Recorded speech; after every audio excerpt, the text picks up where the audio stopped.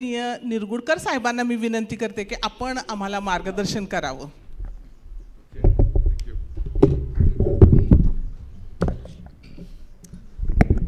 नमस्कार. तोच मी. लोकांना या विविध व्यक्ती वाटत असतील तर पहिले क्लॅरिफाय करतो की ज्याच्याविषयी बोललं गेलं तोच मी. हे सगळं बोललं जात होतं त्यावेळेला मला इंग्लंडमधल्या कॅन्टरबरी परगण्यातल्या एका सरमनची आठवण झाली. सरमन म्हणजे धार्मिक उपदेश. आणि त्यावेळेला तो जो धर्मोपदेशक असतो त्याची अशी ओळख करून दिली गेली आणि इट वॉज सो गुड की जेव्हा तो भाषणाला उभा राहिले तेव्हा ते म्हणले या व्यासपीठावर 2 गुन्हे घडलेत. 2 गुन्हे कुठले असं लोकांना प्रश्न पडला. पहिला गुन्हा, I have been introduced out of proportion. मला गरजेपेक्षा अधिक चांगलं इथे रंगवलं गेलं आहे. आणि दुसरा गुन्हा, ते मला खूप आवडलं आहे. या संस्थेचे अध्यक्ष आणि माझे मित्र मलंदाला भोसले ज्यांच्या आग्रहाखातर मी इकडे आलो. जेव्हा जेव्हा त्यांनी हाक मारली त्यावेळेला ते असतील किंवा प्रतापराव असतील मी इकडे आलेलो आहे. मागच्या वेळी जेव्हा मी इकडे आलेलो होतो त्यावेळेला वसतिगृहाचं काम अंतिम चरणामध्ये आलेलं होतं. आणि आज तिथं शिकलेला एक मुलगा इथं येऊन आपली कृतज्ञता व्यक्त करतो. चांगलं बी पेरलं की चांगलं पीक येतं, हाच त्याचा. कालपर्यंत तो घेता होता, आज तो देता झाला आहे. दिस इज सोसायटी. हा समाज आहे.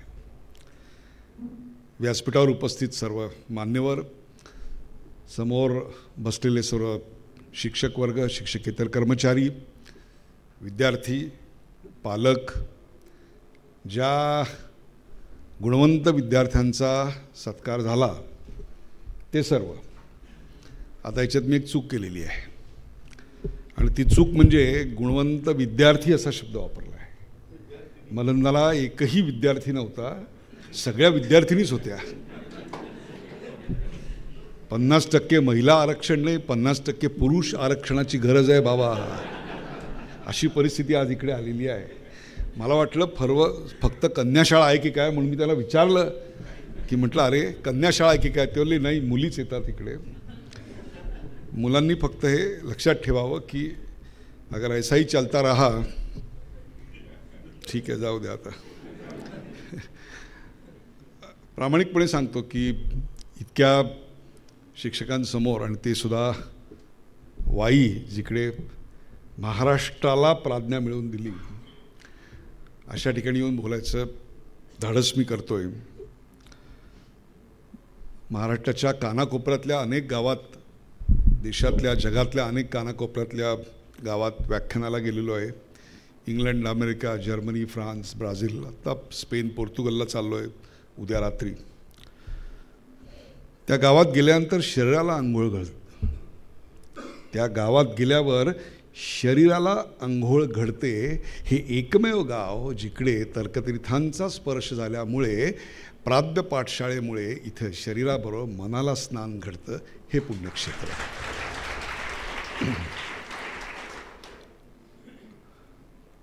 I was not a brilliant student. मी काही शालेय जीवनामध्ये हुशार असं काही विद्यार्थी नव्हतो, पण मी एक भाग्यवान विद्यार्थी होतो. आणि तो भाग्यवान अशा करता होतो की मला उत्तम शिक्षक मिळाले. आणि त्याहीपेक्षा सुद्धा माझी आई होती ती उत्तम शिक्षिका होती.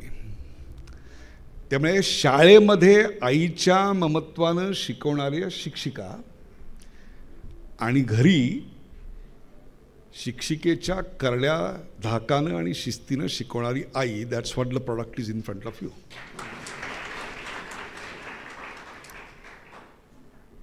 मोठा झाल्यानंतर परमेश्वराची कृपा ह्या सगळ्यामुळे वाढली आणि जवळपास 60-65 देशातील शिक्षण व्यवस्था, अर्थव्यवस्था, राज्यव्यवस्था ह्या सगळ्याचा अत्यंत जवळून अभ्यास करता आला. गेले 30-40 वर्ष तंत्रज्ञानाचा जीवनावर, तंत्रज्ञानाचा राजव्यवहारावर, तंत्रज्ञानाचा उत्पादन आणि सेवा क्षेत्रावर आणि त्याहीपेक्षा तंत्रज्ञानाचा शिक्षणावर काय परिणाम होतोय आणि होईल with the advent of artificial intelligence right from the start of the computers. आज जी मल्टीमीडिया तुम्ही बघताय, मला आज सांगायला अभिमान वाटेल निश्चितच की 95 साली भारतातल्या पहिल्या मल्टीमीडिया सेंटरचं पहिलं मॅन्युअल या हाताने टाईप केलेलं आहे. आज विश्वास बसणार नाही लोकांचा. आज जेव्हा मी मागे वळून बघतो तेव्हा ते इतकं मागास असं वाटतं मला, कारण आता खूपच मुलं शिकायला लागलेली आहेत लेटेस्ट. इतक्या देशांच्या प्रवासात परत येताना नेहमी एक खंत वाटायची आत्तापर्यंत की आमचा देश हा असा का? आमच्या कपाळावर अजूनही विकसनशील किंवा अविकसित असा ठप्पा का? आणि काहीच नसलेले देश हे इतके संपन्न का? तिथलं जीवन, तिथली स्वच्छता, संधींची उपलब्धता इतकी मुबलकपणे का?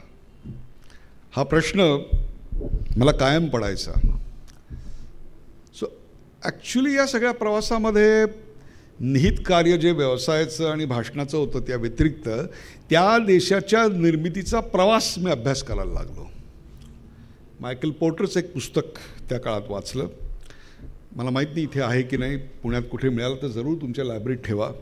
जुनं पुस्तक आहे, पण the model he used is excellent and that is competitive advantages of nations. त्याच्यामध्ये एखादा देश त्याची स्वतःची अशी नैसर्गिक गुणवत्ता आणि साधनसंपत्ती याचा वापर करून संबद्धतेच्या कळसापर्यंत कसा पोहोचतो याचा मनोहारी प्रवास 30-40 देशांचा त्यांनी रेखाटलेला आहे. So that became my subject of interest. त्या काळात एक 2-3 घटना माझ्यासमोर आल्या, त्याही तुमच्यासमोर मी काही वेळात मांडणार आहे. मला सर्वात आवडलेला देश आहे तो म्हणजे जपान. आपल्यासारखीच एकत्र कुटुंब पद्धती आहे, विलक्षण शिस्त आहे, स्वच्छता आहे. त्या देशात मी अनेकदा गेलो आणि आम्ही गेल्यानंतर पहिले काय तर गावातली वाचनालय, शिक्षण संस्था.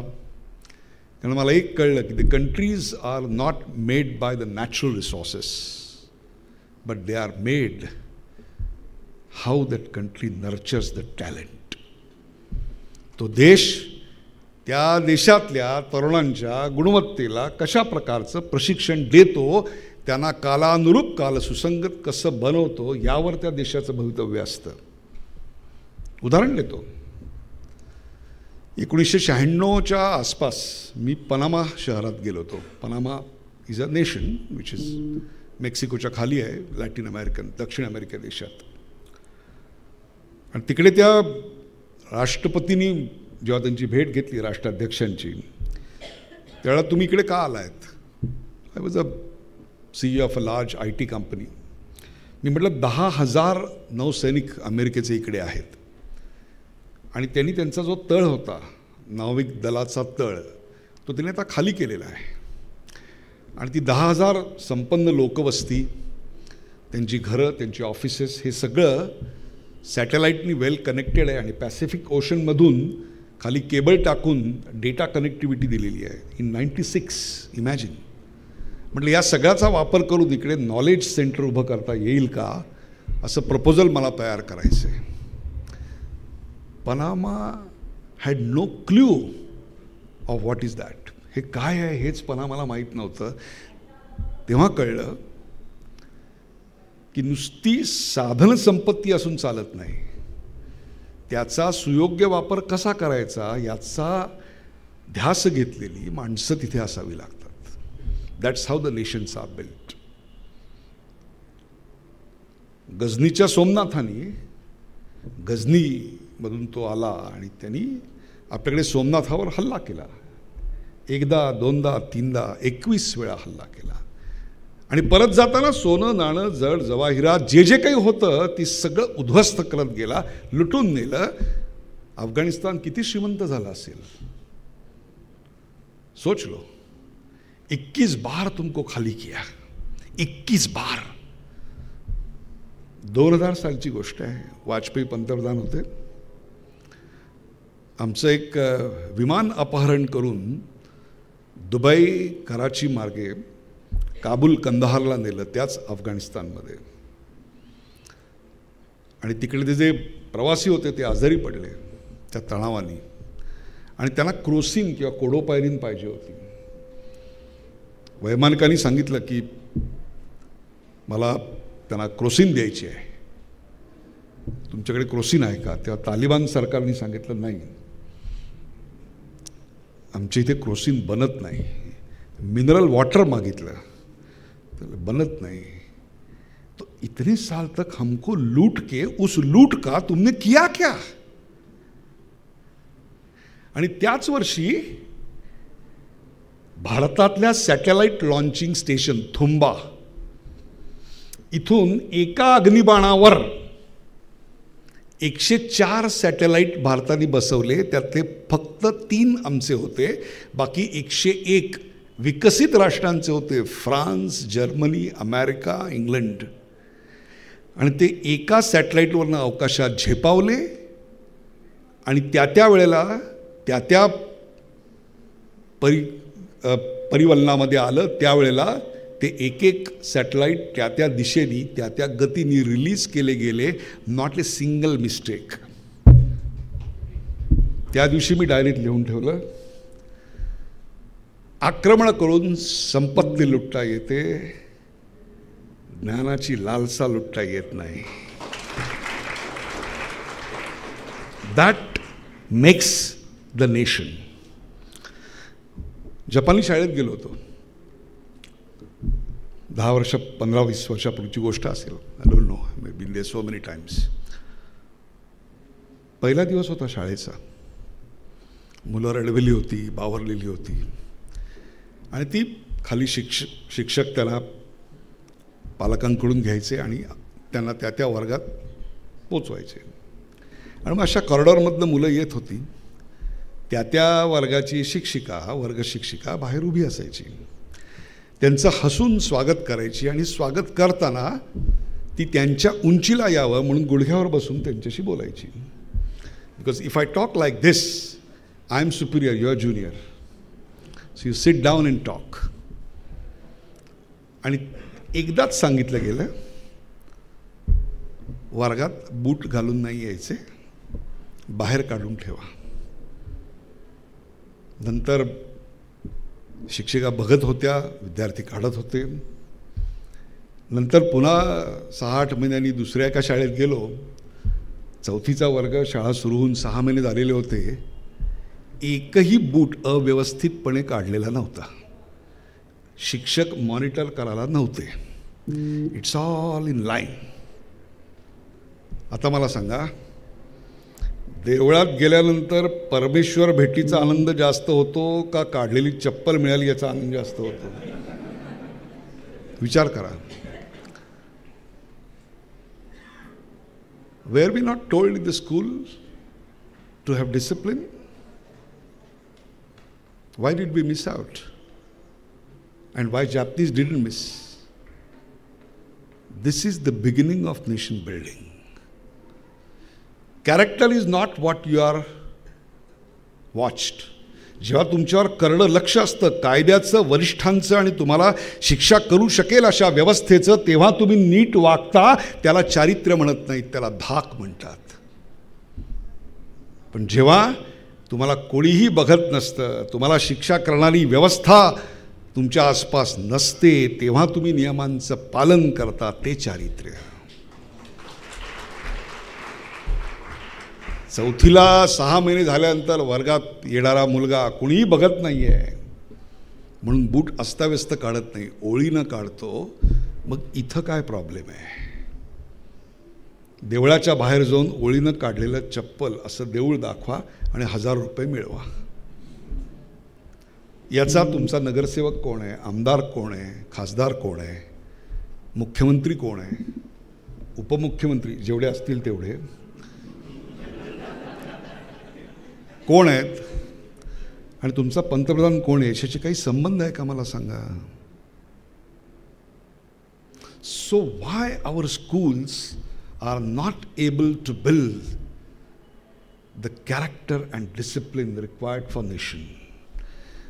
उस चारित्र का निर्माण हमारे यहाँ की प्रक्रिया कहाँ खो गई. मला आठवतं आहे की अनेक जपानी घरांमध्ये मला आमंत्रण असायचं.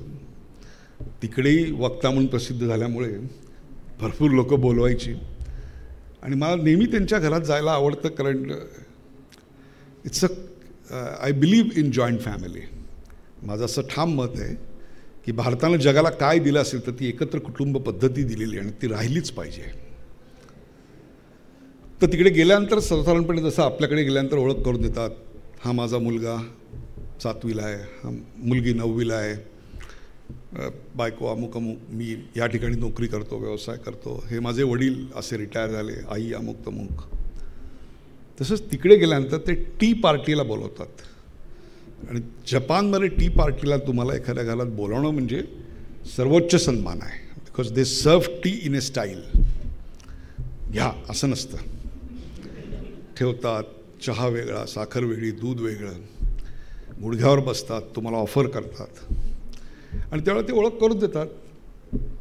हा माझा मुलगा, जसं आपल्याकडे सांगतात ही माझी मुलगी 7वीत आहे, स्कॉलरशिपला पहिली आलेली आहे. हा माझा मुलगा 9वीला गणितात पहिला आलेला आहे. त्याचं कौतुकच झालं पाहिजे. That achievement is a great achievement. But there is a difference in recognition of performance in India and Japan.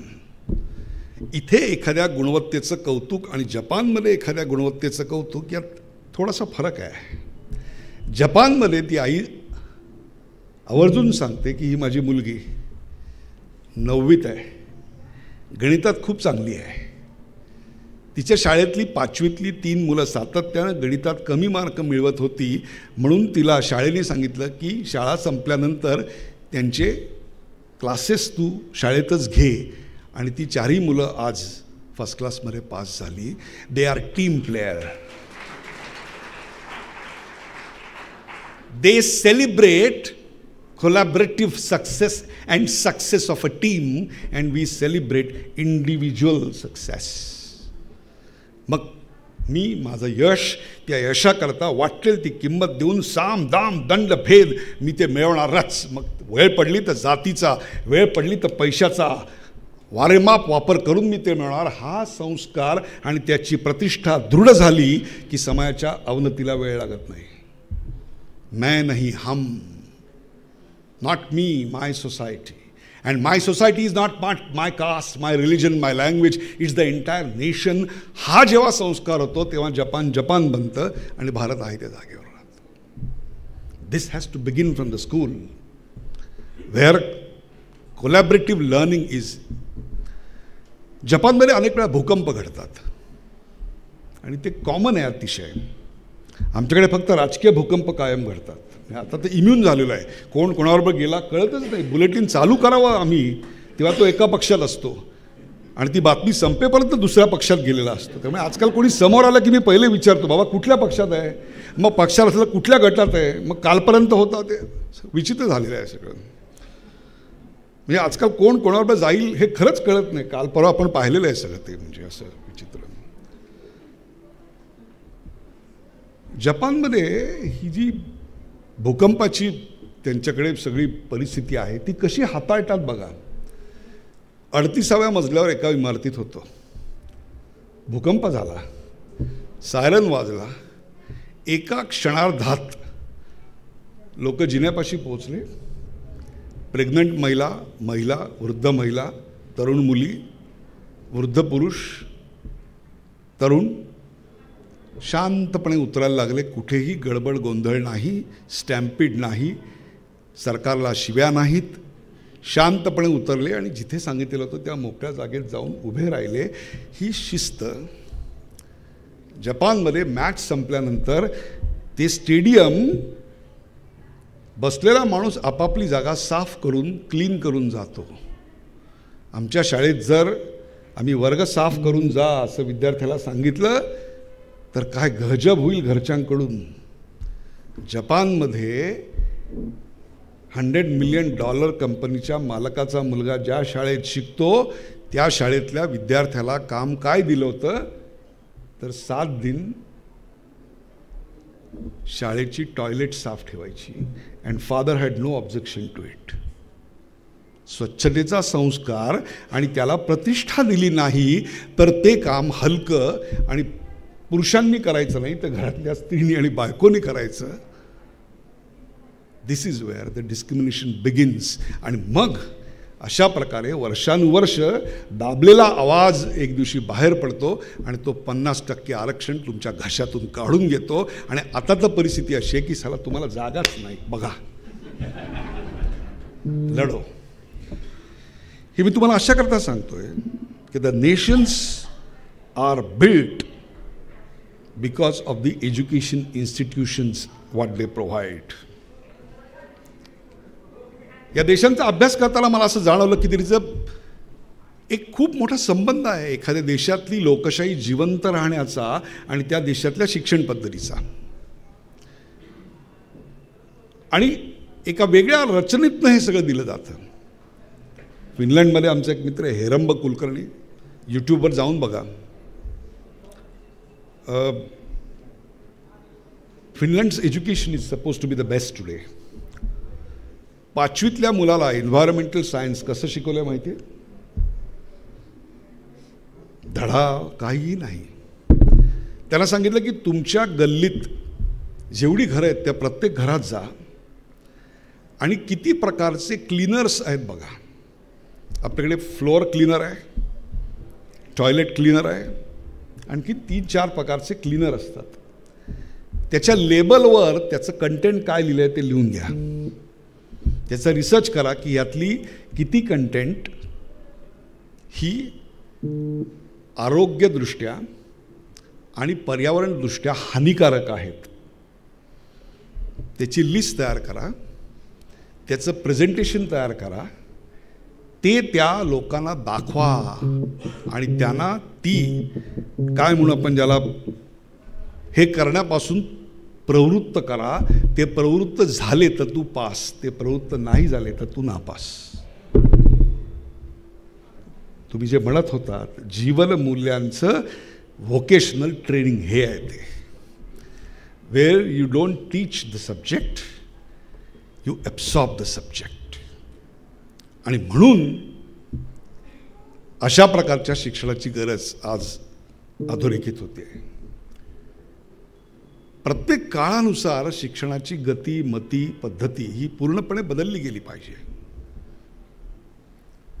काल ज्या पद्धतीनं शिक्षण देत होतो त्या पद्धतीनं आज देऊन चालणार नाही. समाज फार वेगानं बदलला आहे. आमच्या शिक्षण व्यवस्थेचा केंद्रबिंदू हा शिक्षक आहे, विद्यार्थी आहे का याचा विचार करायची गरज आहे. It is teaching centric and not learning centric. वेळेच्या अभावी हे एका छोट्याशा उदाहरणातनं सांगतो म्हणजे समजेल. उदाहरण, एक गाव होतं. त्या गावात एक 12-14 वर्षाचा मुलगा होता. 3-4-5 हजार लोक वस्तीचं गाव. तो गावातल्या एका चौकात जातो आणि जोरात ओरडतो, मी माझ्या कुत्र्याला गायला शिकवलंय. लोक म्हणतात काय गायला शिकवलंय, गायला शिकवलंय, गायला शिकवलंय. त्याला कळतं आपल्याला आजच्या भाषेत बोलायचं, आमच्या तर TRP मिळाला. तो पुढच्या चौकात जातो आणि जोरात ओरडतो, मी माझ्या कुत्र्याला गायला शिकवलंय. ते गायला शिकवलंय म्हणल्यानंतर ते म्हटलं, अरे काय सांगतो तू, कुठे आहे तो कुत्रा? तो म्हणला, या उद्या सकाळी 10 वाजता परसदारी, तुम्हाला दाखवतो. कर्णोपकरणी वार्ता पसरते आणि लोक नटून थटून दुसऱ्या दिवशी सकाळी 10 वाजता त्याच्या घरी आबाल वृद्ध, गरीब, श्रीमंत सगळे येऊन पोहोचतात. का तर ज्ञानेश्वरांच्या रेड्यानंतर हे पहिलं आहे गाणारा कुत्रा, बरोबर की नाही? आणि बरोबर 10 वाजता एका छोट्या पॉमेरियन डॉगला, कुत्र्याला घेऊन तो बाहेर येतो आणि तो त्या कुत्र्याला आज्ञा करतो, टॉमी गा. कुत्रा तोड उघडतो. आत्ता जेवढा सायलेन्स आहे तेवढाच सायलेन्स आहे. प्राणांच्या सर्व शक्ती कर्णांच्या ठाई एकवटून सगळेजण आता ऐकायला लागलेले आहेत, बघायला लागलेले आहेत की आता कुत्रा गाणार आणि कुत्रा चक्क भुंकायला लागतो. हे लोक म्हटलं, हे थांब थांब थांब, तू तर म्हटलं होता कुत्र्याला गायला शिकवले आणि तो तर भुंकतोय. तोला हो, मी गायला शिकवले असं म्हटलं, तो शिकला असं कुठे म्हटलं. कळलं काय फरक आहे. आम्ही वर्गात शिकवलं, 7th पे कमिशन घेतलं. विद्यार्थी घडला का? Ask your self and what inescapable responsibility you have. अशा भागामध्ये वाईसारख्या ठिकाणी 62 साली अशी शिक्षण संस्था उभी राहणं ही सामान्य गोष्ट नाही आहे मित्रांनो. एखाद्या भूमीचं भाग्य पालटवणारी जर कुठली गोष्ट असेल तर ही घटना आहे. काय होती 62ची अवस्था? 47चं स्वातंत्र्य, 52ला पहिली निवडणूक, 57ला दुसरी निवडणूक, 62ला तिसरी निवडणूक. तिन्ही निवडणुकीत काँग्रेस जिंकून आलं, परंतु काँग्रेसच्या मतांची टक्केवारी आणि निवडून आलेल्या खासदारांची आमदारांची संख्या खाली खाली घसरत गेली. ज्या स्वप्नांची पहाट आपल्या आयुष्यात येईल असं स्वातंत्र्याच्या वेळी वाटत होतं, ती स्वप्नांची झालर जुळजुळी हळूहळू ओसरत गेली. आणि या देशात एक प्रखर वास्तव लोकांच्या समोर यायला सुरुवात झाली होती. ते हे 60चं अशांत दशक, जेव्हा गोवा स्वतंत्र झाला आणि गोव्यामध्ये असं लक्षात आलं की ज्या शिक्षण संस्था आहेत त्या सगळ्या शिक्षण संस्था बहुतांशी ख्रिश्चनांच्या ताब्यात आहेत आणि त्यातून कन्व्हर्जनसारख्या गोष्टी घडत आहेत. म्हणून तिथल्या देवळांनी शिक्षण संस्था स्थापन झाल्या, ज्यांची आता 50 वर्ष पूर्ण होत आहेत. त्याच काळामध्ये अशा ग्रामीण भागामध्ये अशी शिक्षण संस्था उभं करणं याचा सिग्निफिकन्स काय आहे तुम्हाला सांगतो. आजूबाजूची परिस्थिती काय आहे बघा. 62चं युद्ध तोंडावर आहे, सत्तारूढ पक्ष वीक झालेला आहे. युद्धामुळे सैनिक किती जायबंदी झाले याला तर गणतीच नाही, पण प्रधानमंत्री स्वतः आतून खचलेला आहे.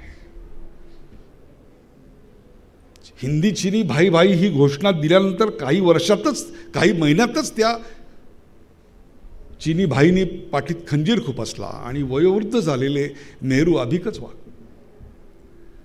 या सगळ्याचा आणखीन एक परिणाम म्हणजे 1952 सालपासून ज्या अर्थनीती आम्ही वापरत आलो त्या अर्थनीती त्याची जी फळं येतील असं वाटलेलं होतं. 5 year centralised planning model which was adopted from Russia failed to deliver. 50, 60, 70 आणि 80 या 4 दशकांमध्ये या देशाची अर्थव्यवस्था दरवर्षी 3.3% वाढली फक्त. आणि Hindu rate of growth of economy म्हणून आमची संभावना जगभर झाली. तो हा अस्वस्थ दशकाचा काळ आहे. आणि त्यावेळेला 3.3% अर्थव्यवस्था आमची वाढत असताना संपूर्ण आशिया 4.5%, युरोप 5.5% आणि ज्या देशांना आज आपण विकसित म्हणतो, मग ते जर्मनी असतील, जपान असतील, ते 6.5-7% वाढले. परमेश्वराच्या कृपेने जगातल्या सर्वोत्तम विद्यापीठामध्ये इकॉनॉमिक्स शिकायची संधी मला मिळाली. त्यात मिरॅकल इयर्स ऑफ इकॉनॉमी म्हणून जी केस स्टडी शिकवली जाते त्यात कधीही भारत शिकवला गेला नाही, जपान शिकवला गेला, जो आमच्याच बरोबर आमच्या स्वातंत्र्याच्या वेळी दुसऱ्या महायुद्धात पूर्णपणे बेचिराग बर्बाद झालेला होता. But they had right education, right policies, right environment, right decisions taken आणि संपूर्ण शिक्षण त्यांनी पहिल्यापासून मातृभाषेत दिलं. Today we are struggling. पहिली भाषा, दुसरी भाषा, तिसरी भाषा, रोज लढाई चालू आहे. आज तो देश 30 वर्ष 7.5% वाढला and it became a case study to be taught in the class and we became a laughing stock. आमची लोकसंख्या 2.2% वाढली. So we are producing nations after nations. आणि दरडोई उत्पन्न आम्ही 30-40 वर्षात दरवर्षी 1.1% फक्त वाढवलं आणि एक संपूर्ण 4 पिढ्या एका नकारात्मक वातावरणात वाढलेल्या आहेत. हे ते वातावरण आहे. आणि म्हणून त्या काळातला सलीम जावेदचा angry young man Amitabh Bachchan आम्हाला आवडून गेला क्योंकि वो दबे हुए कुचले हुए आवाम के 3 पीढ़ियों की आवाज थी. ये पोलीस स्टेशन है, तुम्हारे बाप का घर नहीं, असं प्रत्येकाला बोलावंसं वाटत होतं. त्या काळात ही संस्था निघाली आहे. आणि नसती निघाली तर काय झालं असतं माहिती आहे? याचं उत्तरण पश्चिम बंगालमध्ये जाऊन बघा. विकासाची गंगा आणि शिक्षणाची कवाडं खुलली नाहीत तर शेतकरी, कष्टकरी, कामगार जो सरकारी धोरणांमुळे पिचलेला होता, वंचित झालेला होता, त्यांनी नक्षलवादीमध्ये 67 साली कनू सन्याल आणि संथाल यांच्या नेतृत्वाखाली या देशाच्या सार्वभौमत्वाला नख लावणारा नक्षलवाद इथं आणला. जर त्या काळामध्ये ह्या शिक्षण संस्थांनी सुसंस्कृततेचा, सुशिक्षिततेचा पाया आणि त्यापेक्षा जीवनामध्ये आशा निर्माण करायचं काम या प्रबोधिनी केलं नसतं तर तो नक्षलवाद ह्या मावळ खोऱ्यातही आला असता. लक्षात ठेवा, हे ते काम आहे. That's the importance of it. शाळेत मुलाला शिकवलं पाहिजे ही प्राथमिकता नसण्याच्या काळात निर्माण झालेल्या या संस्था. मी मागच्या वेळी जेव्हा इकडे आलो त्यावेळी एवढी झाडी नव्हती, पण जमीन भाऊंनी नांगरलेली होती. त्या नांगरलेल्या जमिनीला मोहर आणण्याचं काम दादांनी केलेलं आहे. काय परिणाम झाला या सगळ्या आर्थिक धोरणांचा? 17व्या शतकामध्ये जागतिक व्यापारातला आमचा वाटा 25% होता. म्हणजे याचा अर्थ घराघरात जो कुटीरोद्योग होता त्यांच्याकडे अशा प्रकारची रचना होती की जगाच्या मार्केटमध्ये काय आहे ते आम्ही बनवू. आणि 60-70 देशांची आमचा व्यापार चालायचा. And we were 25% of the world market. आणि ब्रिटिशांच्या 150 वर्षाच्या राज्यानंतर 47 साली फ्रॉम 25% जागतिक व्यापारातला आमचा वाटा 4% आला, 4.2%. उसके बाद तो हमारी सरकार थी. 4.2% शुड हैव बिकम 15%. 89 साली वो गिर के 0.4% हो गया. $20 बिलियन कर्ज $80 बिलियन वर गेलं. हे रियालिटी आहे. उदयनिर्गुण आवडतो की नावडतो याच्यावर वाद होऊ शकेल, पण ही माझी जन्मतारीख आणि हा माझा आधार क्रमांक, याला चॅलेंज नाही होऊ शकत. I am telling you the numbers. आणि त्याच काळामध्ये जर्मनी आणि जपान ग्रू बाय 7.5, 8.5% 30 वर्ष. मग त्या काळचा जो तरुण होता त्याच्या स्वप्नांचं काय, त्याच्या शिक्षणाचं काय? सगळी दारं कवाडं बंद, ती उघडायचं काम या शिक्षण संस्थांनी करायला सुरुवात केली. आणि एक प्रकारे 90च्या नंतर जो भारत तुमच्या समोर आला त्याची पायाभरणी करायचं काम या सगळ्या शिक्षण संस्थांनी केलं. That's the beauty of it, you understood. आणि जो आता 22व्या शतकाचं स्वागत करायला भारत आहे, विश्वगुरू आपण म्हणतो, त्याची पायाभरणी करण्याचं काम आता या संस्थांना करावं लागणार आहे. That's the challenge. If you want global products, global technologies, global quality products, तर तुम्हाला ग्लोबल स्किल सेट आणावे लागतील. चलता है ॲटिट्यूड घेऊन चालणार नाही. First time, right time. Laxity will not. आमचं गावागावातलं education standard has to be the best in the world, because that's the comparison. मी तुम्हाला अशा करता सांगतोय की तुमची शिक्षण संस्था गावातली जरी असली तरी विद्यार्थ्यांच्या लोकल कंटेंटला महिरप ग्लोबल थिंकिंगची असली पाहिजे. आणि ती जर देण्यात आम्ही कमी पडत असू तर चिंता करायची वेळ आहे. आणि हे क्रांतिकारक विचार मी साताऱ्यात नाही मानणार तर आणखीन कुठे मांडणार? हीच तर क्रांतिकारकांची, वीरांची भूमी आहे. शौर्याला शिक्षणाची जोड मिळाली आहे.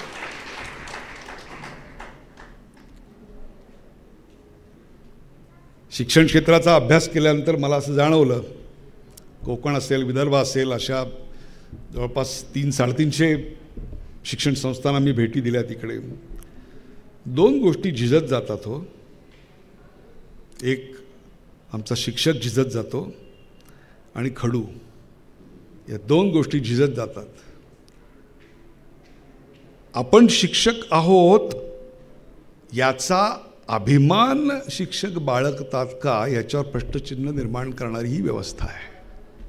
याचं कारण पूर्वीच्या शिक्षण संस्थांचा पाया, त्याग, 28 शेतकऱ्यांनी आपली घरं, आपली शेतं घाण टाकून हे उभं केलं, हा त्याग आहे. आज जेव्हा शिक्षण सम्राट गावोगावी झालेले बघतो, परवा पुण्यामध्ये मला एका ठिकाणी बोलवलं होतं आणि 28 वर्षाचा तो शिक्षण सम्राटाचा पुत्र, त्याचं 28 फुटाचं कटआउट, का तर म्हणे यांचा 28 वर्षाचा वाढदिवस, आणि त्याच्या खाली लिहिलं होतं महान शिक्षण तज्ज्ञ. आत्तापर्यंत हे आम्ही टिळक आगरकरांना वापरायचो, महान शिक्षण तज्ज्ञ. आता ते तुम्ही झालात तर मग टिळकांना काय म्हणायचं हे सांगा. तुम्ही तर आहातच म्हटलं. पुन्हा काही त्यांनी मला बोलवलं नाही. अशा ठिकाणची शिक्षण पद्धती ही शिक्षण पद्धती न राहता शोषण पद्धती बनते, ही खरी चिंता आहे. It's not the lack of opportunity. We don't have a system to capture that opportunity. That is a problem. ज्यांना ग्रामीण भागात शिकायचं आहे त्यांना चांगलं शिक्षण मिळण्याच्या संधी आम्ही खरोखरच देतोय का, विचार करा. आणि ज्यांना प्रामाणिकपणे शिकवायचं आहे त्यांना वर्गामध्ये शिकवण्यासारखं वातावरण आणि साधनं आम्ही उपलब्ध करून देतोय का. इमारती भपकेबाज असतात, इमारतीमध्ये चकचकीतपणा असतो, वर्गात सॅटेलाईट कनेक्टिव्हिटी असते. हे सगळं कसं आहे माहिती आहे का, हे सगळं भाड्यांनी गर्दी जमवलेली जाते ना राजकीय पक्षांच्या सभांना, तसं वाटतं मला. Education does not lie in buildings. It lies between the relationship between student and teacher. शाळा हे प्रयोगाचं, स्वप्नांचं माहेरघर बनलं पाहिजे. रोज नवीन प्रयोग करता आला पाहिजे. ते जर स्वप्न न पडणारा शिक्षक असेल तर त्यांनी कृपा करून पदपेढीत नोकरी करावी, शिक्षणाची माती करू नये. माझी आई उच्च विद्याविभूषित असूनही आमच्या आजोबांनी तिला ग्रामपंचायतीच्या शाळेत शिक्षक व्हायला लावलं. आणि त्या काळी 650 रुपये मिळणाऱ्या पगाराऐवजी 91 रुपये पगार आणि 5 रुपये वेतन वाढ. आई फुरंगटली. आजोबांनी समोर बसवलं आणि सांगितलं, धोंडो केशव कर्व्यांकडे शिकलेली मुलगी गरिबाच्या शाळेत शोभून दिसेल, तिसऱ्या पिढीत जे शिकायला श्रीमंत आहेत त्यांच्याकडे शोभून दिसणार नाही. ते म्हणले, अहो पण पगार किती कमी आहे. ते म्हणले, मग जीवनशैलीवर नियंत्रण आणा. ज्या दिवशी जीवनशैलीचं बर्डन, ओझं तुमच्या उत्पन्नाच्या साधनावर येईल त्या दिवशी तुम्हाला आयुष्याची माती करायची संधी मिळणार आहे. जीवनशैलीचं बर्डन तुमच्या उत्पन्नाच्या साधनावर नको यायला. Then the compromise begins. मग कोचिंग क्लास काढा, मग पेपर फोडा, मग अमुक करा, मग जातीचा आधार घ्या. No, this is not the place to do that. एकदा आई सकाळी त्यावेळेला एक कामगार सभा लागायची रेडिओवर, तुमच्यापैकी अनेकांनी ऐकली असेल. 11च्या सुमाराला काहीतरी लागायची. रविवारी ते दत्तगुरूचं गाणं लागायचं, मला अजून आठवतं. आणि आम्हाला जेवायला बसवून आई वहीत काहीतरी लिहायची रोज. तर मी एक दिवशी जाऊन पाहिलं काय आहे, तर 4थीच्या इतिहासाचा तास होता, दुसरा काहीतरी. तर त्या तासात तो धडा कसा शिकवायचा त्याचा लेसन प्लॅन आई लिहित होती. मी म्हटलं, आई जरा थांब, किती वर्ष शिकवतेस. ती म्हणजे झाली आता 25 वर्ष झाली शिकवून. नाही, हा धडा किती वर्ष शिकवतेस. ती म्हणजे झाली 10 वर्ष शिकवून. 10 वर्ष शिकवते, तोच धडा आहे. तो इतिहास काही बदलणार नाही आहे. शिवजन्मापूर्वीचा महाराष्ट्र जसा तेव्हा होता 10 वर्षापूर्वी तसाच तुला शिकवायचा आहे. आता तर तो धडा तुला उलटा मुखोद्गत झाला असेल, मग रोज लेसन प्लॅन का काढतेस. Subject is not going to change. ती म्हणली subject is not going to change, पण विद्यार्थी बदलला ना. त्या विद्यार्थ्याच्या आकलन बिंदूनुसार, त्या विद्यार्थ्यांच्या कलेक्टिव्ह लर्निंग ॲबिलिटीनुसार I need to change my delivery. हा प्रयोग आहे. मी तर 10 वर्षापूर्वी ते पाठ केलेलं आहे, ती आली आणि निर्जीवपणे कॅसेटसारखं मी बोलत राहिले पोपटपंचीसारखं. That's not education. Not education. It's an ever changing process. आणि याचा इतका गडद परिणाम माझ्यावर झाला की पुढे जेव्हा एका मोठ्या IT कंपनीचा मी CEO झालो आणि त्यांची एज्युकेशन डिलिव्हरी आर्किटेक्चर कंपनी मला चालवायची संधी मिळाली, तेव्हा पहिलं काय काम केलं असेल तर महानगरपालिकातलं शिक्षण सुधारायसाठी म्हणून एक मोठा प्रकल्प हाती घेतला आणि जवळपास 40 कोटी रुपये खर्च केले. आणि त्याच्यामध्ये शिक्षणाच्या पद्धती सुधारण्याकरता एक केयान नावाची इन्स्ट्रुमेंट आम्ही तयार करून घेतलं की ज्याच्यामध्ये इंटरनेट आहे, फोकस करता येतो, स्पीकर आहे आणि सगळं नॉलेज लोड केलं. गडचिरोलीतला मुलगा, किल्ला म्हणजे काय त्याला कळणार हो. आई वडील गरीब, 2 वेळचं अन्न मिळत नाही आणि तुम्ही त्याला राज्याभिषेक काय ते सांगता. कसं कळणार राज्याभिषेक त्यांनी कधी पाहिला आहे. आणि शिक्षक काय समजावून सांगणार, कारण शिक्षकांनी पण कधी आयुष्यात पाहिला नाही. मग भालजी पेंढारकरांच्या चित्रपटातील शिवाजी महाराजांच्या राज्याभिषेकाच्या क्लिप्स त्यात टाकल्या. रायगड, प्रतापगड, राजगड यांचे व्हिडिओ तयार केले, त्यात लोड केले की ज्यांच्या आसपास 300 किलोमीटर किल्लाच नाही त्यांना तुम्ही किल्ल्यापासून शिवाजी महाराजांनी राज्य उभं केलं हे कसं समजावून सांगणार आहात. आणि त्याहीपेक्षा सुद्धा आमच्या शाळेमध्ये तर शिक्षकांनी अफलातून, तुम्हाला सांगतो शिक्षक, हे केवळ बोलायचं म्हणून नाही आहे. Whatever I am today 5 feet 11 inches above the earth, it is because of my teachers. काय कोणीही त्यातला श्रीमंत नव्हता, सगळे कनिष्ठ मध्यम वर्गातले होते. काय गडद संस्कार होतो शिक्षकांचा तुम्हाला सांगतो. ऑफ पिरियड असतो ना आपल्याला, बरोबर ना, त्या ऑफ पिरियडला आम्हाला एक अभ्यंकर नावाच्या बाई यायच्या, गोऱ्या देखण्या बाई होत्या. आणि इतरांसारखं आल्यानंतर काहीतरी भेंड्या खेळा, हे करा, ते करा, मस्ती करा, ना शिस्तीच्या होत्या. दरवेळी आल्यावर वर्गामध्ये एक शेक्सपियरचं नाटक समजावून सांगायच्या.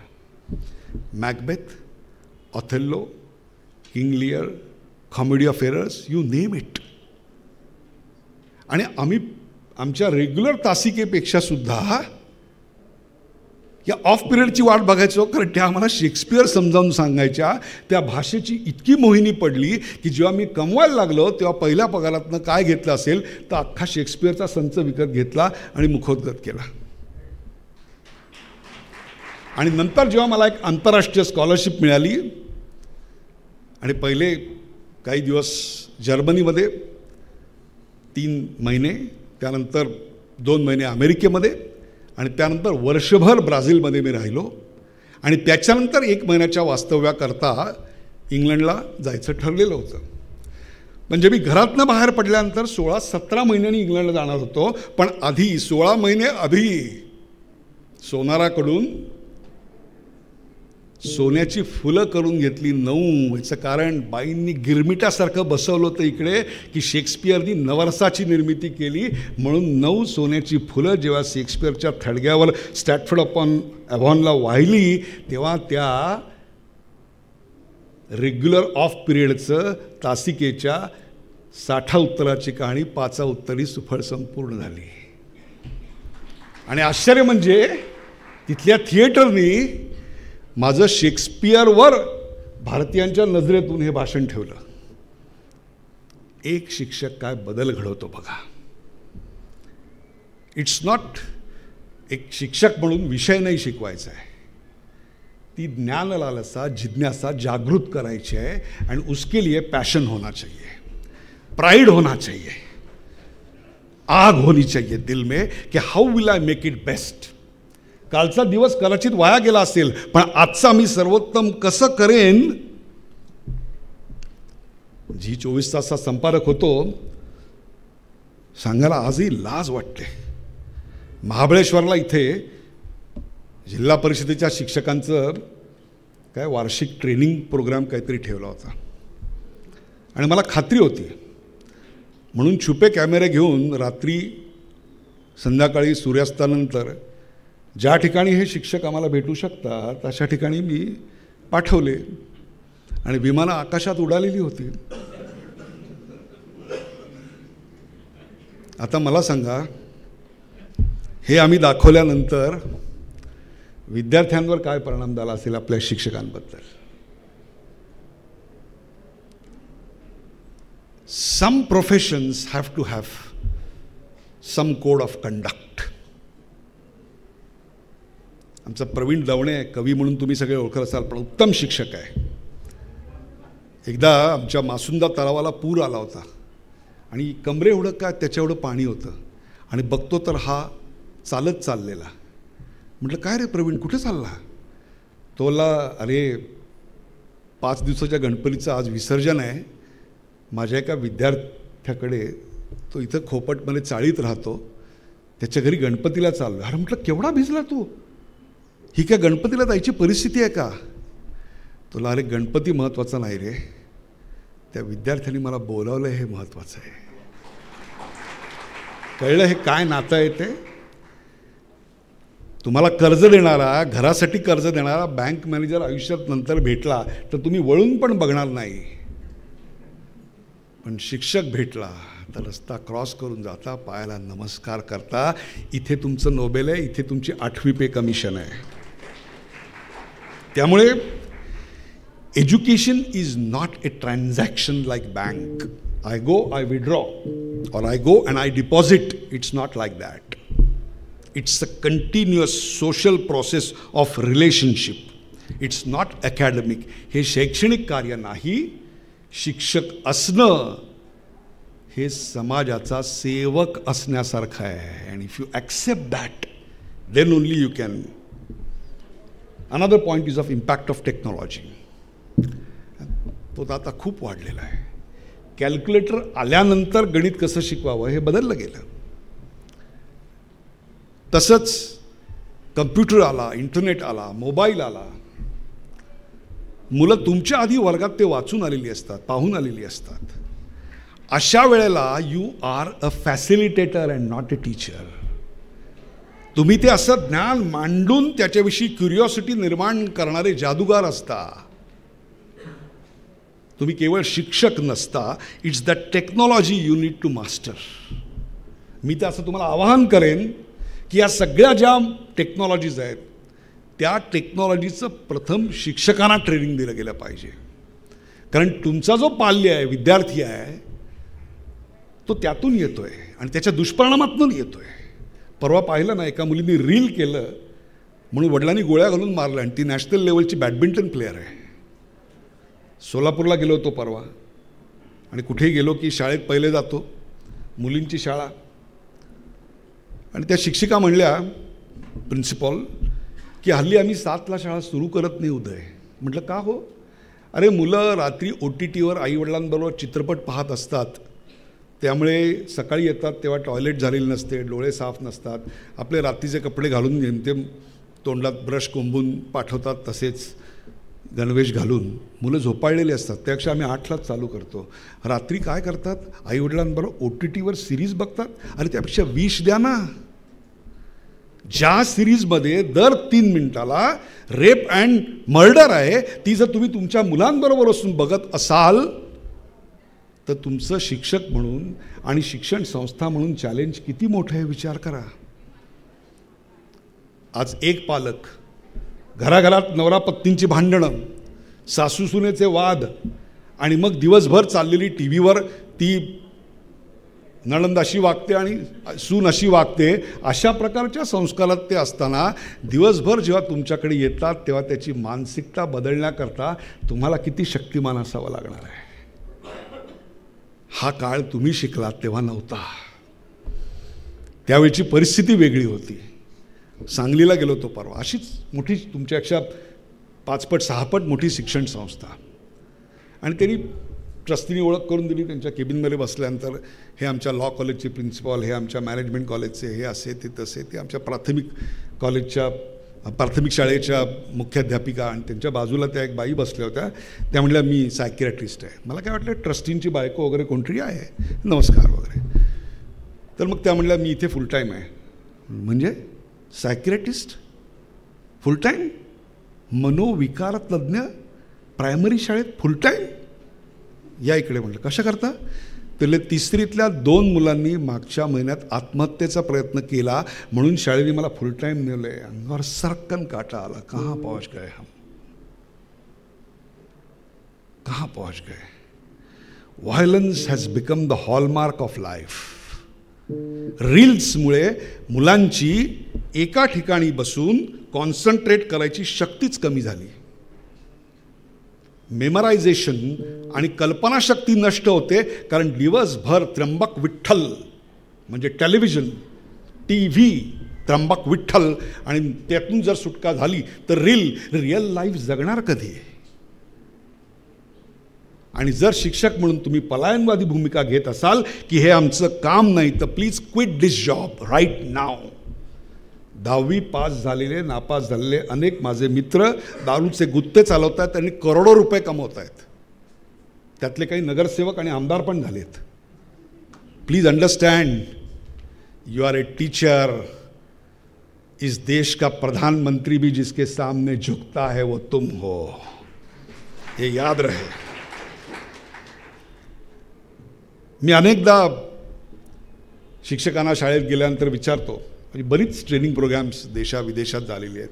नॅशनल एज्युकेशन पॉलिसी केरळमध्ये पहिल्यांदा राबवायला विरोध झाला आणि तो केला ख्रिश्चन आणि मुस्लिम संस्थांनी. ती त्यांना समजावून सांगायचं काम सरकारने मला दिलं होतं.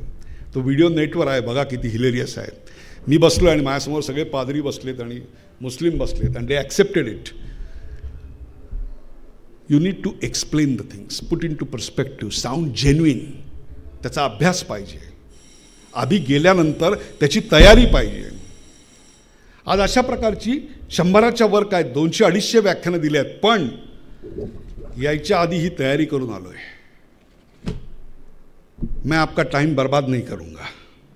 माझ्या आईकडून मी एकच शिकलो, मुद्दा जरी तोच असेल तरी स्वीकारणारा माणूस वेगळा आहे. म्हणून इथली लोकं कशी आहेत, कुठल्या भागातनं आले आहेत, त्यांची बॅकग्राऊंड काय, 100 प्रश्न मी या माणसाला विचारले आणि मग इथे उभा आहे. आणि हे कुठून शिकलो मी, 98चा सुमार असेल. पनामामध्ये गेलो होतो आणि शनिवार पोचलो मी. इंडियन रेस्टॉरंट शोधलं जेवणाकरता आणि लोकल मॅनेजरला म्हटलं, अरे तुमचा राष्ट्राध्यक्ष आहे कैझर बझान, त्याच्याविषयी खूप ऐकलं आहे. म्हटलं हार्वर्डचा ग्रॅज्युएट आहे, क्या उससे मुलाकात हो सकती है अगले हफ्ते, सोमवारी वगैरे भेटेल का तो. तर तो म्हटलं ठीक आहे मी प्रयत्न करतो. रविवारचा दिवस होता. दुसरा प्रवास खूप झाला होता.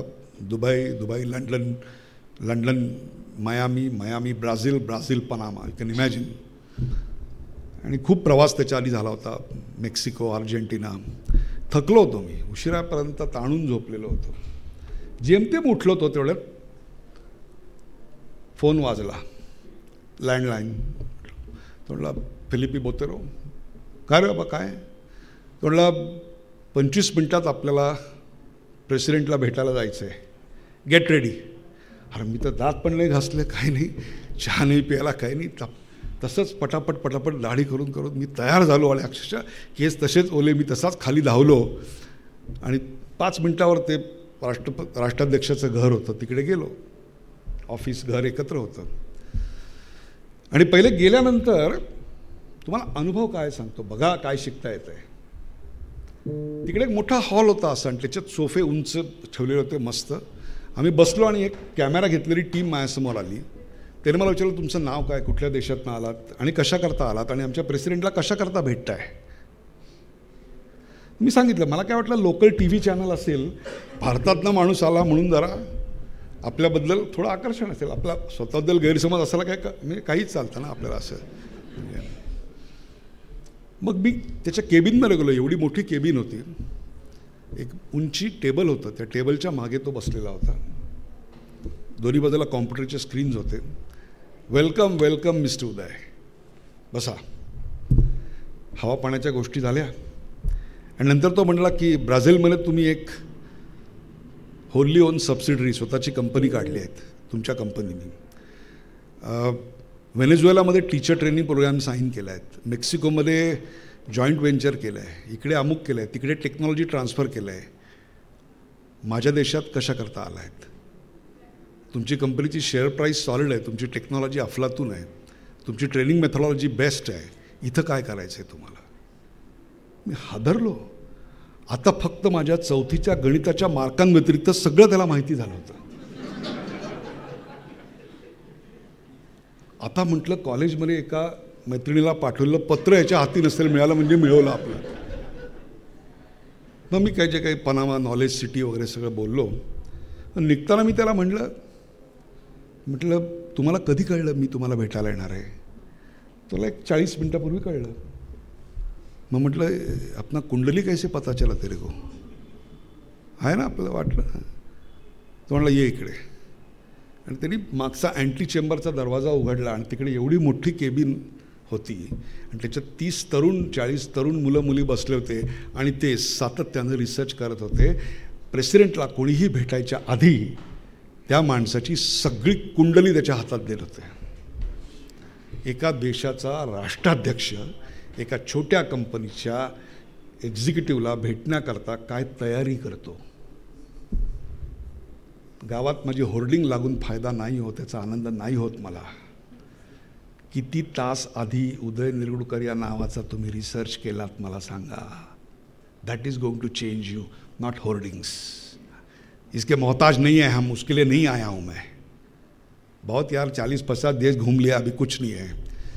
युनाइटेड नेशनच्या एज्युकेशन काउंसिल समोर भाषण झालं आहे.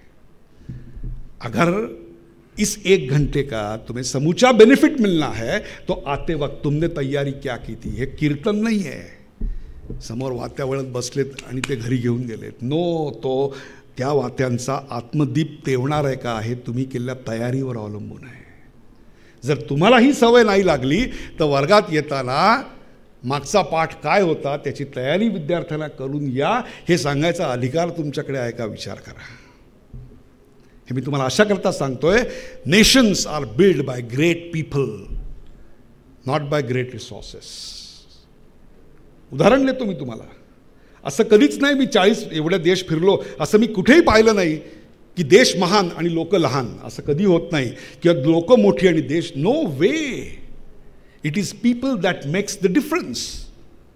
1757 साल, प्लासीची लढाई. सिराजउद्दौलाकडे 50,000चं सैन्य होतं आपल्या आणि समोरच्या रॉबर्ट क्लाईव्हकडे ईस्ट इंडिया कंपनी 1601 साली स्थापन झाली. 1604ला भारतात आले. 1757चं युद्ध आहे. बंगालमध्ये प्लासीच्या जवळ 3,000चं. पण त्यांनी काय केलं?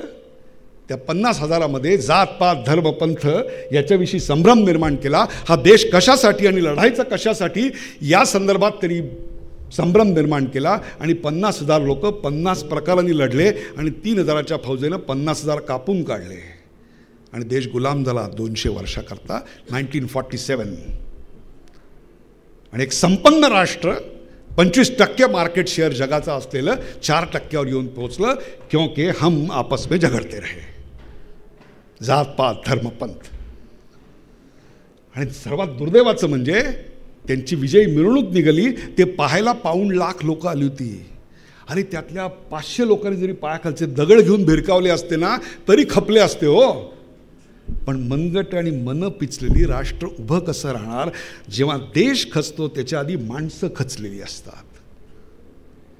दिस is where educationist have to play role to ignite the mind of the people, heart of the people. दुसऱ्या महायुद्धामध्ये हिटलरच्या फौजांनी इंग्लंड बर्बाद केलं. बॉम्ब इतका जोरदार झाला की आता शरणागतीशिवाय दुसरा पर्याय नाही. इंग्लंडच्या मंत्रिमंडळाची बैठक झाली. Churchill was the prime minister आणि मंत्रिमंडळाने निर्णय घेतला की आता आपण हिटलरसमोर शरणागती पत्करायची आणि युनियन जॅक अर्ध्यावर आणायचा. तसा ठराव झाला. चर्चिलने ते भाषण लिहिलं आणि हा ठराव राजाला सांगण्याकरता म्हणून तो इंग्लंडच्या राजाकडे गेला. ज्या कोणी नेटफ्लिक्सवर द क्राऊन नावाची सिरीज आहे ती बघा, त्यात हा प्रसंग आहे. राजा त्याला विचारतो हे नाही केलं तर काय होईल? नाही केलं तर काय होईल म्हणजे काय? मी मंत्रिमंडळाचा प्रतिनिधी आहे, प्रमुख आहे. मी जर त्याचा निर्णय मान्य नाही केला तर मला पदच्युत करतील. तेवढे तुला निवडला कोणी? जनतेने की मंत्रिमंडळाने? तुला लोकांनी निवडला. मग लोकांना विचारलंच का त्यांना सरेंडर व्हायचं की नाही? ते जे शरणागतीचं पत्र होतं ते तो खिशात घालतो. चर्चिल रस्त्यावर जातात, पेट्रोल पंपावर जातात, दुकानात जातात, लोकांशी बोलतात काय करायचं आहे. लोक संतापतात, चिडतात. नाही काय वाटलेलं ते झालं तरी ब्रिटनचा ध्वज कधीही खाली येणार नाही. तो लढणार कसे? आपल्याकडे शस्त्र नाही. They are too powerful. तेव्हा एक बाई घरात धावत जाते, वृद्ध बाई, आणि थरथरत्या हाताने एक फळं कापायची सुरी घेऊन येते. ती म्हणते ही आहे ना, ही घेऊन मी लढेन, पण या गल्लीत मी जर्मन्यांना येऊ देणार नाही.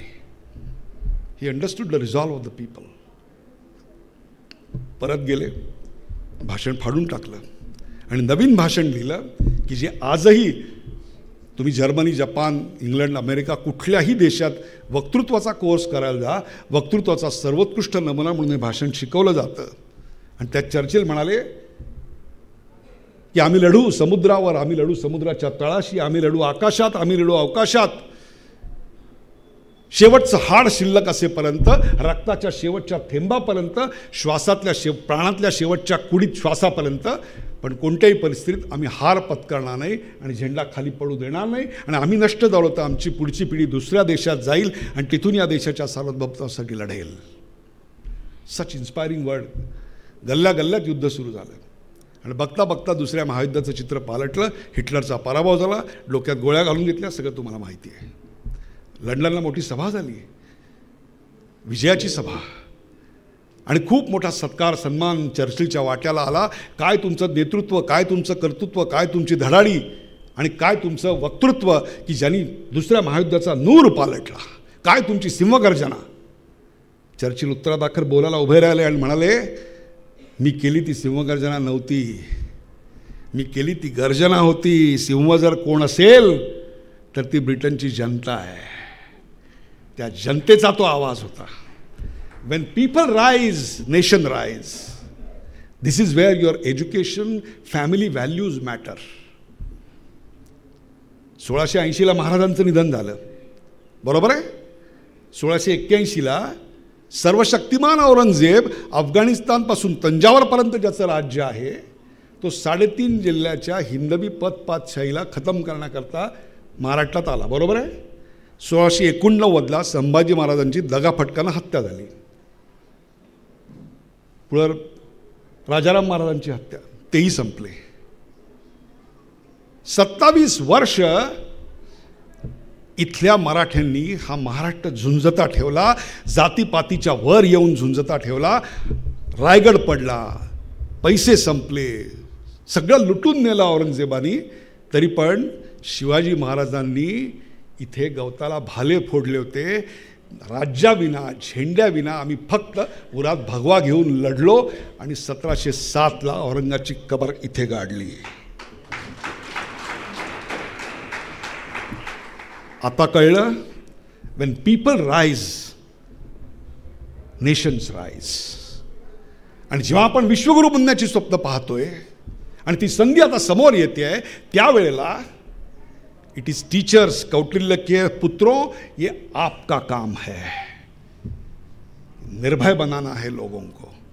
तुम्हाला कुठलाही पुरस्कार मिळणार नाही आहे, तुमचे कधी फ्लेक्स लागणार नाही आहेत. पण जेव्हा तुम्ही शिकवलेला विद्यार्थी इन्स्पेक्टर म्हणून स्थानिक नगरसेवकाच्या मुसक्या आवळेल ना, तेव्हा तुमचा पुरस्कार तुम्हाला मिळालेला असेल. जेव्हा सचिन तेंडुलकर सेंचुरी मारतो तेव्हा पडणाऱ्या प्रत्येक टाळीतला एक करत ध्वनी हा रमाकांत आचरेकरच्या मेहनतीला असतो. प्लीज अंडरस्टैंड दिस. हजारों लोग बेईमान निकलेंगे लेकिन एक तो ईमानदार निकलेगा. उस एक ईमानदार के लिए क्या अपनी जिंदगी खपा सकते हो? यही मेरा सवाल है. आजूबाजूला अनेक शिक्षक असे असतील की जे भ्रष्ट मार्गाचा अवलंब करत, आजूबाजूला असा अनेक विद्यार्थी असतील की जे भ्रष्ट मार्गाचा अवलंब करत पुढे जात असतील. कुटुंब काय, कामाची जागा काय, 5 प्रकारची माणसं सर्वत्र असतात. पहिली त्रस्त असतात. अरे ते मदनदादांनी उदय निरुळकरांचं भाषण ठेवलं. अरे पण ते माया पायाला लागले ना यार, कसं करू, ते 2 जिने चढायचे, कसं येणार. त्रस्त, कायम त्रस्त. उकडतंय किती, पंखा लावला, डोक्यावरचे केस उडतात आणि उडतात म्हणजे सोडून नाही ना जात. त्रस्त, कायम त्रस्त. दुसरे असतात ते सुस्त. कोण येणार आहे? निरगुडकर, केवढं मोठं नाव आहे, बोलायला पण 1 मिनिट लागतं त्यांना. सुस्त, नाकी शिंक, वाहनेत पाय, तोंडात जांभई. तिसरे असतात ते व्यस्त असतात, क्षणाची फुरसत नाही, दिडकीची कमाई नाही आणि घंट्याची पत नाही, कायम बिझी. कधी बघा, काही सांगा, हे सतत बिझी. अहो ते असं भाषण ठेवलंय, अरे पण त्या रविवारपर्यंत बिझी आहे ना मी. अब्दुल कलाम जरी आणलेला तुम्ही तरी हे बिझी असणार, तुम्हाला सांगतो. त्रस्त, व्यस्त, सुस्त. आणि चौथ्या प्रकारचे राजकीय पक्ष जास्त असतात आणि इकडे पण असतात, ते म्हणजे स्वस्त. तुम्ही जर एखादी गोष्ट सांगितली, हे असंच ठरलंय, सध्या कोणाला बोलू नको, नंतर आपण बोलणारच आहोत, तुम्ही वळलात की ऑल इंडिया रेडिओ. कळलं का? सांगू नको कोणाला, पण असं आहे. स्वस्त माणसं लक्षात घ्या, आयुष्यात 95% माणसं त्रस्त, व्यस्त, सुस्त आणि स्वस्तच असणार आहेत. फक्त 10% माणसं असणार आहेत त्यांच्यासमोर अडचणींचे पहाड उभे करा, साधनांची कमतरता द्या, ते म्हणतात हम झुंजेंगे. ती मस्त माणसं असतात आणि त्यांनीच समाज घडत असतो. What a wonderful new education policy we have got, जिसका इंतजार बरसों था वो आज तुम्हारे सामने आया है. स्किल्ससाठी एक वेगळी युनिव्हर्सिटी येते. The gap between automobile engineer and automobile mechanic is reducing. आज जर तुम्ही जनधन म्हणजे मोबाईलवर आधारित जर एखादी टेक्नॉलॉजी तयार करत असाल मित्रांनो, तर तुम्हाला मी सांगतो, तुम्ही व्हेंचर कॅपिटलिस्टसाठी सर्वात मोठे ॲसेट असाल. आणि ज्या कोणाला असं वाटत असेल की हे फक्त IIT, IIM आणि शहरातल्या मुलांसाठी आहे, come out of it. Alexa किती लोकांनी ऐकलंय? अलेक्सा, हात वर करा. बरोबर ना? ॲमेझॉनचं प्रोडक्ट आहे ना? It's not Amazon. त्याचा शोध लावलेला माणूस, मुलगा 32 वर्षाचा, नाशिकमधल्या प्लंबरचा मुलगा आहे. त्याचं नाव धैर्य दंड, मराठी माध्यमात शिकलेला आहे. कौन कहता है की you have to be born in Mumbai? मी तुम्हाला शेकडो उदाहरणं देऊ शकतो, आय एम नॉट जोकिंग, की ग्रामीण भागातनं आलेल्या मुलांनी पथदर्शी संशोधन केलं आहे. कुपोषित मुलांची वाढ कशी होते याचा डेटा रेकॉर्ड करायला आशा वर्कर्सना सांगितलं आहे आपल्याकडे, की त्याची लेंथ म्हणजे हाईट किती आणि त्याचं वजन किती. आता मला सांगा, वजन मोजणार कशी होती? मग त्यांना वजनाचे काटे दिले गेले. तो काटा 2.5 किलोचा आहे. 4 किलोमीटर दूर असलेल्या अंगणवाडीच्या वस्तीवर ही बाई 2.5 किलो वजन घेऊन दररोज जाईल का? मला सांगा. म्हणजे पॉलिसी करते म्हणजे किती, म्हणजे डोकं गुडघ्यात. इथेच मला वाटतं त्याला मुंडावळ्या बांधल्या होत्या लग्नाच्या वेळेला. एका मुलाने ही समस्या बघितली आणि त्या मुलांनी, तुम्हाला सांगतो, एक अफलातून प्रॉडक्ट डेव्हलप केलं, ॲप डेव्हलप केलं आणि ते ॲप मोबाईलवरचं होतं, अँड्रॉईड मोबाईलवरचं. आणि त्यात त्यांनी मुलाचे फक्त फोटो काढा, फुटपट्टी ठेवून, आणि ते त्या ॲपमध्ये लोड करा. ते लोड केल्यानंतर तुम्हाला त्या बाळाचं वजन अप टू 50 मिलीग्रॅम ॲक्युरसीने मिळतं. आणि हे शोधणारा मुलगा हा तमिळनाडूच्या ग्रामीण भागातला आहे. कोण कहता है? कोचीनमधली 3 मुलं, कोरोनाच्या काळात त्यांनी एक समस्या बघितली. गटार वाहत होतं, सफाई कर्मचारी आले आणि गटारात उतरले. त्यांची घाण, आणि नाकाला रुमाल लावून आपण जातो, किती घाणेरडे आहेत, आणि तुमचीच घाण साफ करतायत. आणि त्याहीपेक्षा यांची मुलं जेव्हा शाळेत जातात आणि तुमची मुलं त्यांच्याबरोबर बसतात, शिक्षक विचारतात, काय रे तुमचे वडील काय करतात? कोण म्हणतो शेतकरी आहेत, कोण म्हणतो वकील आहेत, कोण म्हणतो डॉक्टर आहेत, कोण म्हणतो अमुक आहेत आणि बँक मॅनेजर आहेत. आणि ह्यांनी काय सांगायचं? आमचे वडील सफाई कर्मचारी आहेत, रोज गटारात उतरतात, घाणीच्या अंगाने घरात येतात आणि ते विसरण्याकरता रोज कच्ची दारू पितात आणि 40शीला मरतात. No dignity of labour. त्या 3 मुलांनी ठरवलं की आपण ह्याच्यावर संशोधन करायचं. होते नव्हते ते पैसे लावले. संस्था चालक मदनदारांसारखे होते, त्यांनी 10-20 हजार रुपये दिले, संशोधन चालू केलं. 3 वर्ष अपयश. शेवटी त्या मुलांनी एक ट्रायपॉड स्टँडवर उभा असणारा रोबो हात असला तयार केला. आता माणूस जात नाही, रोबो आत जातो, घाण साफ करतो आणि बाहेर आणतो. So you don't have to get man inside the hole, machine goes into the hole. त्याहीपेक्षा त्यांची मुलं जेव्हा शाळेत जातात आणि शिक्षक विचारतात तुमचे वडील काय करतात, डॉक्टर, वकील, इंजिनियर, अमुक तमुक, ह्यांची मुलं शांतपणे सांगतात मेरा बाप रोबो ऑपरेटर है, dignity of labour. Can you find out such reason for your existence as a student? 8वीतली मुलं, सिंगाण्या शाळेतली, ठाण्यातली, 25 वर्षापूर्वी त्यांनी पाहिलं की आमचं तलावांचं गाव शाडूच्या मूर्ती, प्लॅस्टर ऑफ पॅरिसच्या मूर्तींच्या विसर्जनामुळं नैसर्गिकरित्या जे झरे आहेत ते सगळे चोक झाले, मासे मरायला लागले, आमचे सगळे तलाव बर्बाद व्हायला लागले.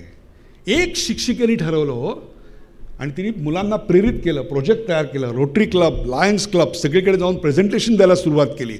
प्रचंड रेझिस्टन्स झाला. बघता बघता ज्योत से ज्योत जले. 5 वर्षाच्या आत ठाण्यामध्ये एकही मूर्ती नैसर्गिक तलावात विसर्जित होत नाही. हे यश त्या शिक्षकाचं, त्या विद्यार्थ्यांचं.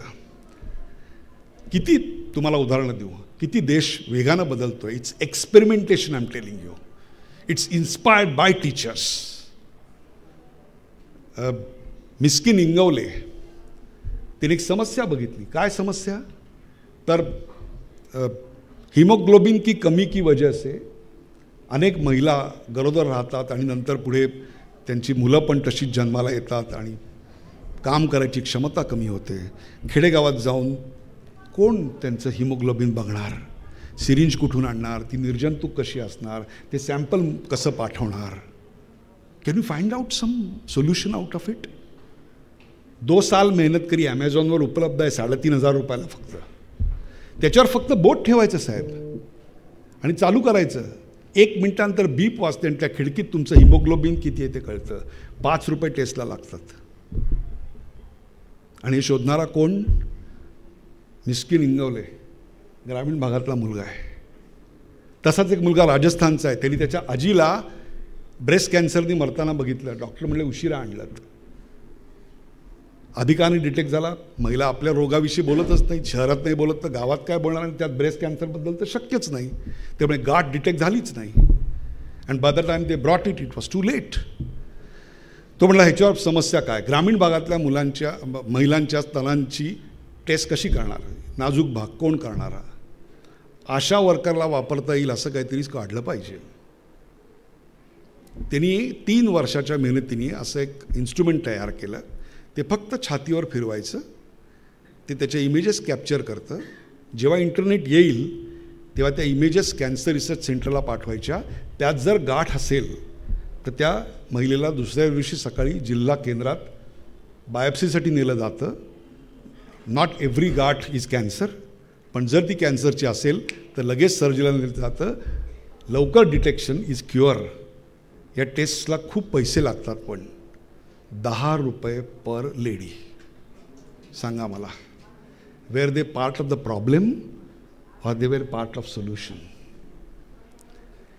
ही जी विज्ञान निष्ठा आहे, धारणा आहे, ही निर्माण करण्याचं काम यापुढे आम्हा सगळ्यांना करावं लागणार आहे. आणि त्याच्याकरता न्यू एज्युकेशन पॉलिसीमध्ये प्रोजेक्ट बेस्ड लर्निंग आहे. आणि ते प्रोजेक्ट बेस्ड लर्निंग तुमच्या स्किल सेटला सहारा देणार आहे. आज IT नॉलेज इज गिवन. आणि तुम्हाला सांगतो, हे 1997 साली मला कळलं होतं की हा देश बदलणार आहे खूप वेगाने.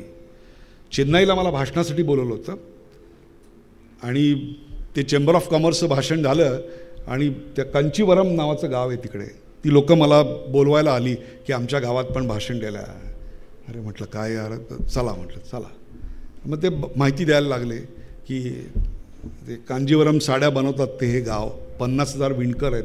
म्हटलं अरे मला तमिळ येत नाही. ते म्हणले नाही काळजी करू नका, तिथे येतं मुलांना इंग्रजी. म्हटलं ना IT काय माहिती असेल का काय? म्हटलं गेलो तर तिथे एक सुंदर देऊळ होतं. मी लगेच नमस्कार केला. ते म्हणले जायचं आहे का तुम्हाला देवीच्या देवळात? अरे म्हटलं केवढी मोठी रांग आहे. तुम्ही नका काळजी करू, चला. मी बूट काढले, बेल्ट काढला आणि आम्ही आत गेलो. एका क्षणात देवीच्या समोर ताट माझ्या हातात, आरती केली, बसलो. भगवी कफनी घातलेली, भस्म लावलेली 16-18 वर्षाची मुलं माझ्या आजूबाजूला आली आणि ते मला म्हणले आज तुमचं भाषण आहे ना, आम्हाला यायचं आहे. आणि ते भाषणाला आले आणि त्या संपूर्ण सभागृहाला एक भगवी झालर लागली होती. तिन्ही बाजूने ते बसलेले होते आणि भाषण झाल्यानंतर प्रश्न सर्वात त्यांनी विचारले इतके की विंडोज 98ची सिक्युरिटी सिस्टीम येत होती ज्याच्याविषयी मला माहिती नव्हती फार, त्याचे टेक्निकल प्रश्न विचारले. शेवटी मी सांगितलं तुमचा पत्ता द्या, एक्सपर्टना विचारून तुम्हाला कळवतो. गाडीत बसता बसता मी विचारलं काय रे बाबांनो, तुमचं आयुष्य ह्या मंदिरात जाणार आहे, पूजा अर्चा मंत्रपाठ होम हवन याच्यावर तुम्ही तुमची रोजीरोटी मिळवणार, मग हे इंटरनेट टेक्नॉलॉजीचे प्रश्न का विचारताय? ही ऐहिक सुखाच्या साधनांचा तुम्ही त्याग केला आहे, then why are you after IT? त्यामुळे आम्ही ऐहिक सुखाचा त्याग केला आहे, ज्ञानाच्या मार्गाचा त्याग नाही केला. IT हा ज्ञानाचा मार्ग आहे म्हणून तो आम्ही स्वीकारतोय. त्या दिवशी मी डायरीत लिहिलं IT is not income tax, IT is not information technology, IT is India's tomorrow. हा उद्याचा भविष्यकाल आहे आणि त्याची नांदी अशा छोट्या छोट्या महाविद्यालयातनं व्हावी आणि त्याकरता शिक्षकांना आवाहन करण्याकरता विद्यार्थ्यांना जागृत करण्याकरता मी इकडे आलेलो आहे. So at the same time you are entertainers as a teacher, आणि तुमचं वैयक्तिक चारित्र्य आणि सामाजिक जीवनातलं तुमचं वागणं हे रोल मॉडेलच असलं पाहिजे आहे. जेव्हा समाज व्यवस्था कुटुंब व्यवस्था एका स्कॅनर खाली येते आहे त्यावेळेला तुम्ही एक समुपदेशक आहात आणि वर्गात योग्य ते प्रश्न विचारणारे आणि जिज्ञासा जागृत करणारे तुम्ही शिक्षक आहात, तुम्ही फॅसिलिटेटर आहात. तुम्ही सुविधा उपलब्ध करून देता आणि ज्ञानाची आणि प्रयोगाची निर्मिती वर्गात करता. तुम्ही असे चॅम्पियन आहात की जे स्वतः चॅम्पियन न बनता चॅम्पियन निर्माण करण्याचं कौशल्य ठेवतात. आचरेकर कभी क्रिकेटर नहीं बना लेकिन उसने तेंडुलकर को पैदा किया. आणि त्याहीपेक्षा सुद्धा जे विद्यार्थी शिक्षणात कमी आहेत, ज्या विद्यार्थ्यांमध्ये लर्निंग डिसेबिलिटी आहे, त्यांच्यासाठी तुम्ही पाठीवर मायेचा हात फिरवणारे वडील आणि आई देखील आहात. हे जेव्हा तुमचं असेल त्यावेळेला राष्ट्र निर्माण होईल, त्यावेळेला तो शिवाजी महाराजांनंतरचा महाराष्ट्र उभा राहील. इफ ए इंजिनियर फेल्स, एक पूल गिरतो, but if a teacher fails nation fails. 2047 तक कोई गलती की गुंजाइश नहीं है. Thank your stars. परमेश्वराचे आभार माना की तुम्ही आज एज्युकेशनमध्ये आहात. You are creating something worthwhile for the nation. आणि जोपर्यंत या देशात भूक, या देशात भ्रष्टाचार आणि भेदभाव आहे तोपर्यंत शिक्षकाचं स्थान अबाधित आहे. मी नेहमी म्हणतो की 2047चा भारत जर बघायचा असेल तर त्या देशातला शिक्षक बघा. न राज्यम न धनम, न राज्यम न धनम न कनकम, it is only teacher that is permanent. तुम्ही रिटायर झालात तरी तुम्ही रिटायर कधी नसता, कारण आयुष्यातल्या वैयक्तिक समस्या घेऊन आजही माझ्या 89 वर्षाच्या टीचरकडे जातो आणि ते ज्यांनी कधी भारताबाहेर एकदाही प्रवास केलेला नाही ते 65 देश फिरलेल्या मुलाला माझ्यासारख्या शांतपणे माझी चूक दाखवतात, कारण ते निस्पृह असतात, निस्वार्थी असतात. शेवटचा मुद्दा सांगतो ते म्हणजे माणसं यंत्रवत होत आहेत. They are like IVR machine. याच्यासाठी 1 दाबा, याच्यासाठी 2 दाबा, याच्यासाठी 3 दाबा अशी प्रोग्रॅम्ड होत आहेत. असं होत असताना विद्यार्थ्यांमधली भावना मरू न देण्याकरता वर्गामध्ये भावनेची निर्मिती करायचं अफलातून कसब तुम्हाला डेव्हलप करावं लागेल. आजूबाजूची परिस्थिती फारशी चांगली नाही याची मला कल्पना आहे. कोचिंग क्लासची सवत तुमच्या नाकावर टिचून आहे आणि तुम्हाला मात्र NAACच्या ॲक्रिडिटेशनसाठी मेहनत करावी लागते आहे. हे सगळं वातावरण तुमच्या आजूबाजूला आहे. शिक्षणातला भ्रष्टाचार मीच उघडकीला आणलेला आहे. पण लक्षात ठेवा, पालख्या संतांच्या निघतात, जमीनदारांच्या निघत नाहीत, नगरसेवकांच्या निघत नाही, पायाला हात नगरसेवकाच्या लागत नाही, टीचरच्या लागतो. या देशातलं आजचं जे नेतृत्व आहे, माशेलकर कुठल्या शाळेत शिकले हो श्रीमंत? एका सरकारी शाळेत शिकलेले आहेत. जिथं सत्ता फेल जाते तिथं त्या देशातले शिक्षक मार्ग दाखवत असतात. कौटिल्य के पुत्रों और पुत्रियों, take your charge. This is your time. If you are not proud of profession, the country will fail. इतिहास आम्हाला असं सांगतो की या देशाचा इतिहास गुरूंनी भरलेला आहे. इतिहास आम्हाला असं सांगतो की भविष्य घडवायचं काम शिक्षकच करणार आहे. मी इतक्या शाळेत गेलो, प्रत्येक ठिकाणी चांगले शिक्षक मिळालेच ऐकायला असं नाही आहे. पुन्हा ते प्रतिपावन होणार, पुन्हा पेपर सगळे हे चालू राहणार, मला कल्पना आहे. लेकिन मैं अपनी उम्मीद नहीं छोड़ूंगा. ऐ वतन की रेख, ऐ वतन की रेख म्हणजे मुरमाड जमीन आहे. ऐ वतन की रेख मुझे एडिया यही रगडने दे. इथेच मला माझ्या टाचा घासू देत. रोज एक नवीन कॉलेज, रोज एक नवीन वाई, रोज एक नवीन शाळा, तिथे जाऊन मला बोलू देत. ऐ वतन की रेख मुझे एडिया रगडने दे. मुझे यकीन है एक दिन पानी यहीं से निकलेगा. Thank you.